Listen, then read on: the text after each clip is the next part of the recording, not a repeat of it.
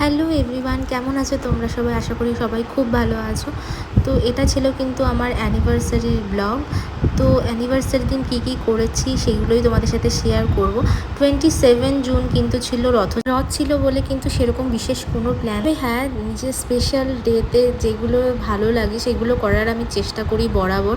ফুল আমার সবসময় প্রিয়, আর রজনীগন্ধা স্টিক আমি মাঝে মাঝে আনি, কারণ ঘরে একটা খুব সুন্দর একটা কিন্তু স্মেল দেয়, আর একটা ঘরের শোভাটাই যেন পাল্টে দেয় একটা ফুল।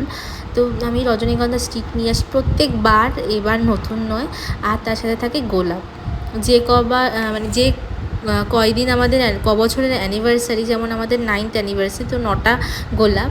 আর এখানে আমাদের ফটো ফ্রেমগুলোকে মুছে টুছে প্রচণ্ড ধুলো পড়ে, তো এইগুলোকে কিন্তু মুছে ঠিক করে রাখছিলাম। তারপর বেডশিটটা চেঞ্জ করে দিলাম, গাছে জল। আর ফ্রেগ্রেন্স আমার সবসময়ই ভালো লাগে, আর তারপর আমার কাছে প্রচুর ফ্রেগ্রেন্সের কালেকশন রয়েছে। তো তারপর কিন্তু ব্রেকফাস্ট করে নিয়ে চলে গেলাম নিজের কোজি সময়টা কাটাতে, যেটা আমি একদমই পাই না। একটু নিজেকে প্যাম্পার করতে চলে গেলাম পার্লার থেকে ফেরার সময় কিন্তু রথ, আর এখান থেকে কিন্তু জগন্নাথ দেবের একটা মূর্তি নিয়ে নিলাম, কারণ মেয়ে বিকেলবেলা রথ চালাবে।